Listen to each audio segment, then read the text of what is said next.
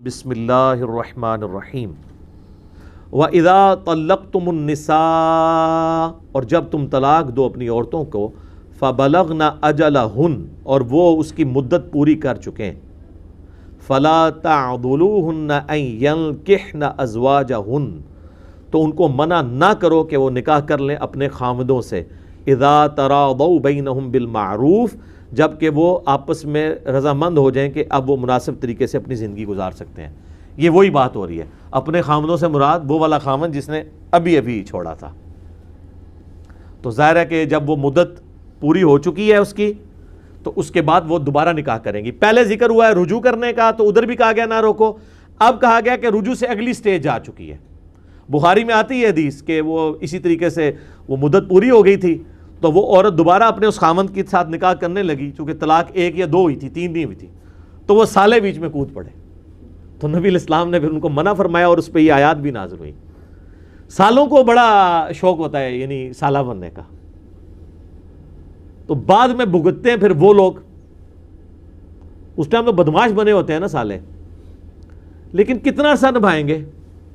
کیونکہ سالوں کی جب شادیاں ہونی ہیں، ان کی اپنی بیویاں آئیں گی، وہ تو ایک دن بھی نہیں برداشت کریں گی، اور اگر وہاں سے بھی بچے ہوئے یہاں سے بھی بچے ہوئے تو وہ آپس میں بچوں کی لڑائیاں ہوتی ہیں اور عجیب تماشا بنا ہوا ہوتا ہے۔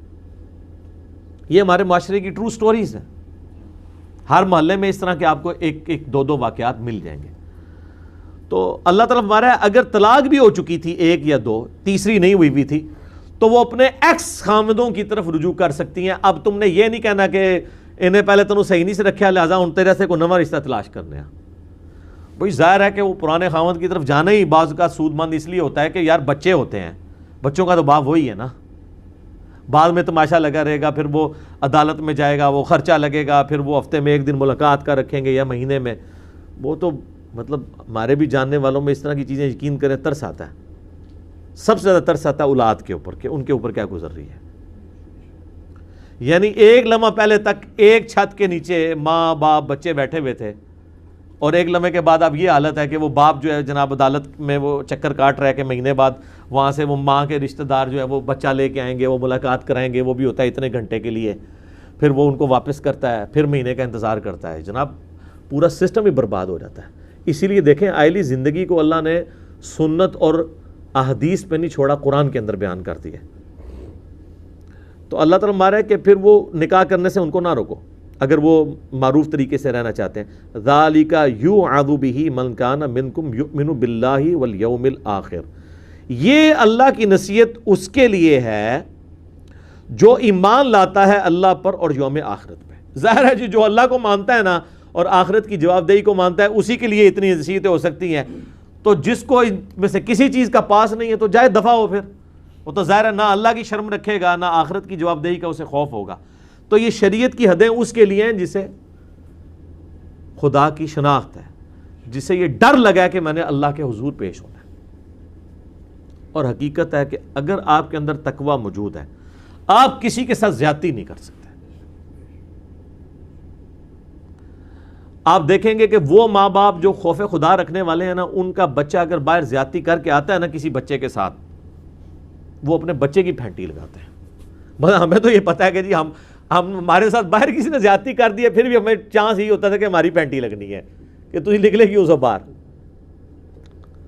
اور اس تربیت کا اثر یہ ہوتا ہے کہ وہ اولاد پھر ایک معاشرے کے لیے ایک خیر بن کے سامنے آتی ہے۔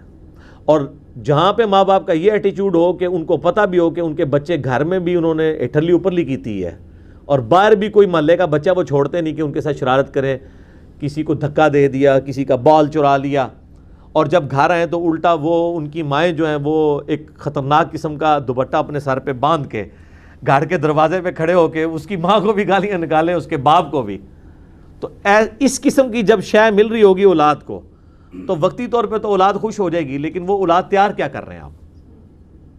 تو اللہ فرماتا ہے جو اللہ پر یوم آخرت پہ ایمان رکھتا ہے نا، اس کو تو میں کر رہا ہوں نصیحت۔ ذالکم ازکا لہم، اسی میں ہے تمہارے لیے پاکیزگی و اطہر اور ستھرائی، واللہ یعلم وانتم لا تعلمون، اور اللہ جانتا ہے تم نہیں جانتے۔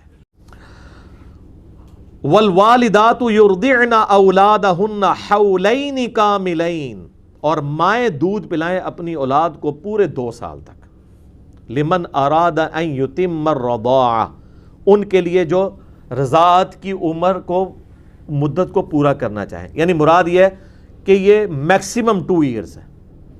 اگر کوئی 1 سال پلوانا چاہتا ہے 1.5 سال ٹھیک ہے، لیکن اس کیس میں خرچہ جو ہے نا وہ باپ نے دینا ہوگا، چاہے وہ بیوی ساتھ رہ رہی ہے چاہے مطلقہ ہو چکی ہے، وہ اب آ رہا ہے. وَعَلَى الْمَوْلُودِ لَهُ رِزْقُهُنَّ وَكِسْوَتُهُنَّ بِالْمَعْرُوفِ، اور جس کا بچہ ہے اس کے ذمے کھانا اور اس ماں کا کھانا اور ان کا لباس یہ اس مرد کے ذمے ہے، چاہے وہ اس کے عقد میں ہے چاہے طلاق ہو چکی ہے. لا تکلف نفس الا وسعها، تکلیف نہیں دی جا سکتی کسی شخص کو مگر اس کی حیثیت کے مطابق. یہ نہیں ہے کہ یار وہ مڈل کلاس بندہ ہے تو اب طلاق لے کے ایک عورت گھر بیٹھ گئی ہے تو اب کہہ کے نہیں جی میرا یہ 50,000 روپے خرچہ لگائے مہینے کا، اور اس بیچارے کی تنخواہ بھی 50,000 روپے نہ ہو، بڑا عذاب بن جاتا ہے. اور اس میں ویسے عدالتیں بھی بہت زیادتی کرتی ہیں، میں نے دیکھا ہے. عدالت میں ہمارے پاکستان کی عدالتوں میں نا عورتوں کو مظلوم سمجھا جاتا ہے. نیچرل ہے، کیونکہ عورت ذات اللہ نے ویسے ہی ایسی رکھی ہے کہ اس پہ لوگ ترس کھاتے ہیں، یار بچہ بچاری متعلقہ ہوگی چاہے وہ اپنی حرکتوں کی وجہ سے ہوئی ہو. یہ ترس نہیں آپ نے کھانا، شریعت کے معاملے میں ترس نہیں ہوتا، شریعت کے معاملے میں آپ نے قوانین کو فالو کرنا ہے. اب جج کا کام ہے وہ دیکھے کہ یہ مرد جس نے اس کو طلاق دی ہے اس بیچارے کا اپنی انکم کتنی ہے. اگر وہ عورت اس مرد کے ساتھ رہتی ہوتی تو کیا اس وقت بھی 50,000 روپے جیب خرچ لے رہی ہوتی؟ پاسبل ہی نہیں، اس کی کمائی اتنی نہیں تھی. اب طلاق لینے کے بعد اس سے کیوں اتنا ڈیمانڈ کر رہی ہے؟ اور اگر وہ بھی کر رہی ہے تو کم از کم جج تو ظلم نہ کرے، وہ اس کی فائنینشیل پوزیشن دیکھے. اور یہ بھی نہیں ہونا چاہیے، بعض اوقات بہت امیر لوگ ہوتے ہیں جب تک ساتھ ہوتی ہے یاشی کروا رہے ہوتے ہیں، جب طلاق دے دیتے ہیں تو وہ بیسک نیڈ بھی پوری نہیں کر رہے ہوتے. تو اس لیے قرآن میں اس کو طے کوئی نہیں کیا گیا. آپ دیکھیں لوگ کہتے ہیں نا جی یہ طے کیوں نہیں ہے، بزرگوں نے طے کیتا. اور سر بزرگوں نے نہیں طے کیتا، یہ اللہ نے طے کیتا ہے بالمعروف. بزرگ بھی نہیں طے کر سکتے، یہ جج نے طے کرنا ہے. بزرگوں نے کیوں کرنا ہے؟ کوئی بزرگ طے کرے گا کہ خرچہ کیا رکھنا ہے؟ جوڈیشری میں آپ نے جانا ہے؟ یہ تو قاضی کا کام ہے کہ وہ طے کرے گا. اللہ نے سے بالمعروف اس لیے رکھا کہ کیس ٹو کیس یہ ویری کرے گا. میں کہتا ہوں جی اگر ایک شہر کے اندر 100 طلاقیں ہیں، 100 کے 100 ڈیفرنٹ خرچے ہوں گے، کیونکہ ہر بندے کی انکم ڈیفرنٹ ہوگی. تو اس طرح تو پھر قرآن میں کم از کم جو ہے نا وہ 100-150 صفحے تو یہ ہوتے ہیں کہ جس کی کمائی اتنی ہے وہ یہ کرے، اتنے والا اتنا کرے. تو اللہ نے بالمعروف کہ آپ خود ڈیسائیڈ کریں. لا تضار والدۃ بولدہا، نہ ضرر تکلیف پہنچائی جائے کسی ماں کو اس کے اولاد کی سبب. یعنی ظاہر ہے ماں کی ایک محبت اولاد کے ساتھ ہوتی ہے، اب اس کو کوئی ایکسپلائٹ نہیں کر سکتا کہ وہ مرد کہ میں خرچہ نہیں دوں گا، خیر اپنا بچہ پلائے گی، کیوں نہیں پلائے گی؟ ظاہر محبت تو ہے نا. ولا مولود لہ بولدہ، اور نہ کسی باپ کو اس کی اولاد کی ایسے تکلیف دی جا سکتی ہے. باپ اپنے بچے کے ساتھ اتنی محبت کرتا ہے، اب عورت ایکسپلائٹ کرے، اگرچہ اس نے دودھ پلانا ہو تب بھی وہ کہے نہیں میں دھمکی لگا دے میں نے نہیں دودھ پلانا، لے جا ادھر سے، تو ایکسپلائٹ کرے کہ خرچہ میرا زیادہ لگا، تو ایسا بھی نہ کیا جائے. وعلی الوارث مثل ذلک، اور یہی حقوق وارث کی ذمہ داری بھی ہے. یعنی باپ مر گیا تو اب پیچھے جو وارث ہیں نا ان کا کام ہے کہ وہ باپ کی جگہ وہ ورثہ ہیں، وہ گارڈینز ہیں، انہوں نے وہی خرچہ لگانا ہے اس عورت کا. یہ نہیں کہنا کہ تیرا جنا سے مر گیا ایڑا ایکس جنا سی، نہیں. وہ جو مرا ہے اس کی وراثت نہیں پیچھے تقسیم ہونی، اس وراثت میں سے اس بچے کا خرچہ لگایا جائے گا اور اس عورت کا. ہاں عورت اگر کہیں اور شادی کر لیتی ہے پھر وہ معاملہ الگ ہے، لیکن جو بچہ ہے نا پھر بھی وہ ذمہ داری باپ کی رہے گا، کیونکہ اولاد باپ کی ہوتی ہے. یہ بھی ذہن میں رکھیے گا. اسلام میں اولاد کا مالک باپ ہے، ماں نہیں ہے. وہ ڈیمانڈ کر سکتا ہے کہ بھی میرا بچہ مجھے واپس کیا جائے، لیکن چھوٹے بچے کے لیے بخاری مسلم میں حدیث ہے نبی علیہ السلام نے چھوٹا بچہ جو ہے وہ باپ کی ہو جائے ماں کی طرف لوٹایا تا وقت کہ بڑا نہ ہو جائے، اور بڑا ہونے کے بعد پھر وہ اپنا خود ڈیسائیڈ کرے. لیکن ایک عورت نے شادی کر لی ہے اور وہ اس کے ایکس ہسبینڈ کو یہ خطرہ ہے کہ اب یہ جدھر گئی ہے وہاں پہ بھی بچے ہیں اس کے اور میرے بچوں کی صحیح تربیت نہیں ہوگی، وہ پھر جوڈیشری میں جا کے اپنا بچہ واپس لے سکتا ہے، مالک وہ ہے۔ فَإِنْ أَرَادَ فِصَالًا عَنْ تَرَاضٍ مِّنْهُمَا وَتَشَاوُرٍ فَلَا جُنَاحَ عَلَيْهِمَا، اور اگر دونوں ارادہ کر لیں دودھ چھڑانے کا مرضی سے، کنسنسس کے ساتھ مشورہ کر کے، تو کوئی گناہ نہیں ہے۔ وہ کہیں جی 1 سال کے لیے تم پلا دو، پھر میں کوئی دائی رکھ لوں گا یا بھینس کا دودھ یا ڈبوں والا دودھ وہ بھی جو بھی چلانا ہے سلسلہ وہ چلاؤں گا، تو کوئی گناہ نہیں ہے۔ وَإِنْ أَرَدْتُمْ أَن تَسْتَرْضِعُوا أَوْلَادَكُمْ فَلَا جُنَاحَ عَلَيْكُمْ، اور اگر تم یہ چاہتے ہو کہ دودھ پلواؤ کسی اور عورت سے دائیہ کے طور پر اپنی اولاد کو، تو کوئی گناہ نہیں ہے۔ تو اٹ مینز کیا ہوا کہ یہ اولاد کا مالک کون ہوا؟ باپ۔ ورنہ تو یہاں پہ ہوتا کہ تمہیں کوئی حق ہی نہیں ہے کہ تم ماں سے اس کا بچہ چھین لو، کیونکہ جب وہ کسی اور عورت سے پلوائے گا تو اپنی ماں سے تو لینا پڑے گا، ٹھیک ہے۔ اب یہ باتیں جذباتیت سے نہیں آپ نے دیکھنی، علمی دیکھنی ہے کہ اللہ نے حکم رکھا ہے۔ یہ شادی کرنے سے پہلے ایک عورت اور مرد کو یہ باتیں پتہ ہونی چاہیے، بعد میں نہیں وہ کہہ سکتی کہ یہ تو میرے ساتھ زیادتی ہو گئی ہے۔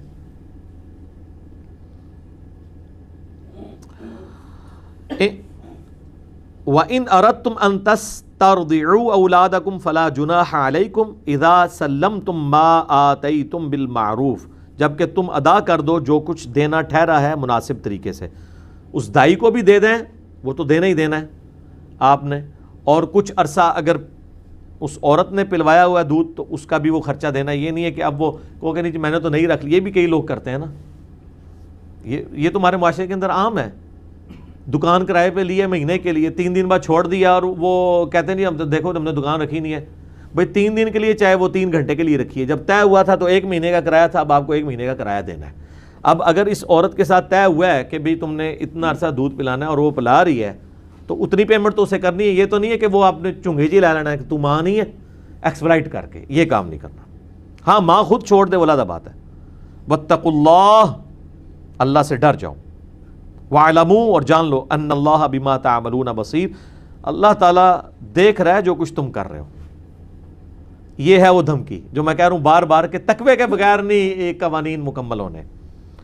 والذین یتوفون منکم ویذرون ازواجا، تم میں سے جو لوگ فوت ہو جائیں اور وہ چھوڑ جائیں بیویاں پیچھے، یتربصن بانفسہن 4 اشہر وعشرا، تو وہ بیویاں نئے نکاح سے پہلے انتظار کریں گی 4 مہینے اور 10 دن۔ یہ اس صورت میں جب وہ پریگننٹ نہیں ہوگی، میں پچھلی دفعہ بتا چکا ہوں۔ اگر پریگننٹ ہوں گی تو وضع حمل، وہ بھی قرآن میں ہے کہ چاہے وہ اسی دن ان کی ڈلیوری ہو جائے تو عدت ختم، سوگ بھی ختم، عدت بھی ختم پریگننٹ عورت کا، چاہے وہ مطلقہ ہے چاہے وہ بیوہ ہے۔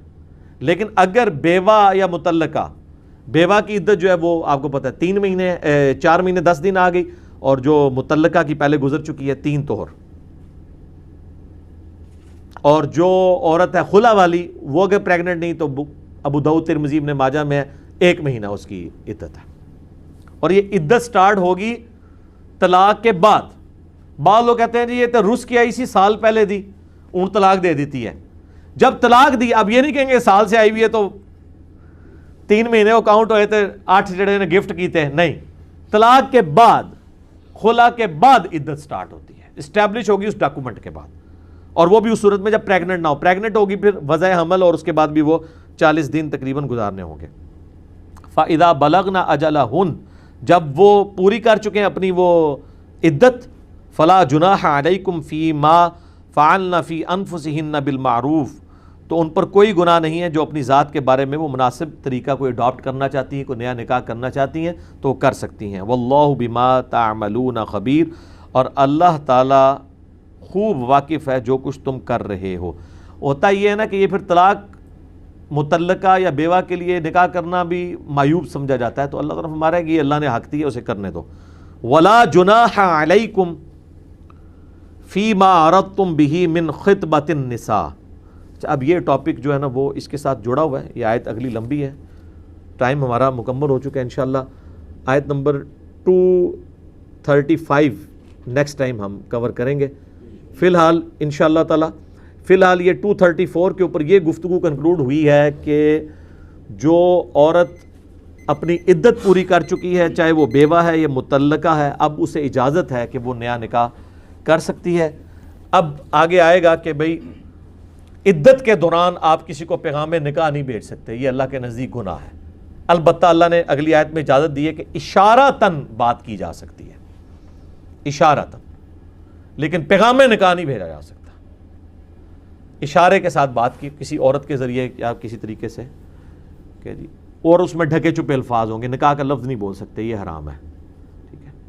وہ کوئی عورت جا کے اس کی طرف سے کہہ سکتی ہے کسی مرد کی طرف سے کہ جی جب تمہاری عدت پوری ہوگی تو وہ اس طریقے سے جو ہے نا وہ ڈسکشن کرنا چاہتے ہیں یا رابطہ کرنا چاہتے ہیں، اور رابطہ یہ بھی ہو سکتا ہے کہ اس کا جیب خرچ کوئی لگانا چاہ رہا ہے کہ بیوہ عورت ہے، چلو ضروری نہیں، یہ علیحدہ بات ہے، جاتے جیب خرچ لگانے ہیں، اور وہ جس طرح سے علماء بھی کرتے ہیں، پہلے اسٹوڈنٹ ہوتی ہے، بعد میں وہ اسلامی بہن سے اسلامی مبلغہ بن جاتی ہیں، بلکہ خاتون اول بن جاتی ہیں اس مدرسے کی، ٹھیک ہے۔ اور پھر وہ ان کے مریدین بھی بتا رہے ہوتے ہیں کہ وہ جسٹیفائی کر رہے ہوتے ہیں، اے مفتی صاحب نے جڑی اے ہن کیتی ہے نا نکی علی، اے او مدرسے واسطے کیتی ہے، حالانکہ او مدرسہ نکی واسطے کھولیا جاتا ہے کہ بھی سر تانوں بھی ایک آؤٹ لیٹ کھول دینے ہیں، ٹھیک ہے، تسی بھی اپنا رزق روٹی چلاندے رہو، یہ ریالٹیز ہیں، تو یہ مطلب اس سے کوئی انکار نہیں ہے۔ اگر اخلاص کے ساتھ ہو رہا ہے تو ٹھیک ہے، وہ اللہ تعالیٰ جانے، ان کا معاملہ جانے۔